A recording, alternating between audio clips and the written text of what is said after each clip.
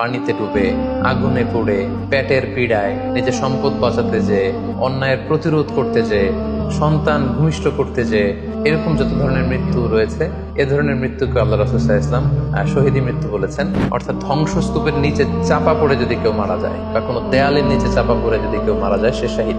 শহীদ কারা? কোরআন আমাদেরকে জানিয়েছে, আনআমাল্লাহু আলাইহিম মিনান নাবিয়্যিন ওয়া সিদ্দীকিন ওয়া শুহাদাই ওয়াস সালিহিন।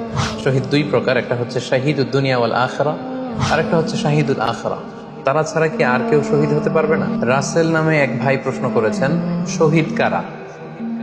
ইদানিং অনেকের মৃত্যুর পর তাদেরকে শহীদ বলে আখ্যা দেওয়া হয়। ব্যাপারটি কতটুকু সঠিক বলবেন কি?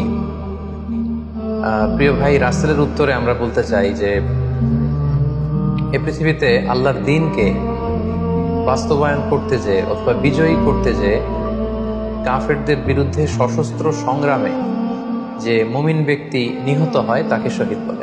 আমি আবারও বলছি, আল্লাহর জমিনে আল্লাহর দ্বীনকে বিজয়ী করতে যে, কাফেরদের বিরুদ্ধে সশস্ত্র সংগ্রামে যে মুমিন ব্যক্তি নিহত হয় তাকে শহীদ বলা হয়। সহিহ বুখারীর বর্ণনায় এসছে যে সাহাবারা আল্লাহ রাসূল সাল্লাল্লাহু আলাইহি সাল্লামকে জিজ্ঞেস করেছিলেন যে, হে আল্লাহ রাসূল, কারা আল্লাহর রাস্তায় জিহাদ করছে, এটা আমরা কিভাবে বুঝবো? তার উত্তরে আল্লাহর হাবিব সাল্লাল্লাহু আলাইহি ওয়াসাল্লাম বলেছিলেন, মান কাতালা লিতাকুনা কালিমাতুল্লাহি হিয়াল উলিয়া ফাহুয়া ফি সাবিলিল্লাহ।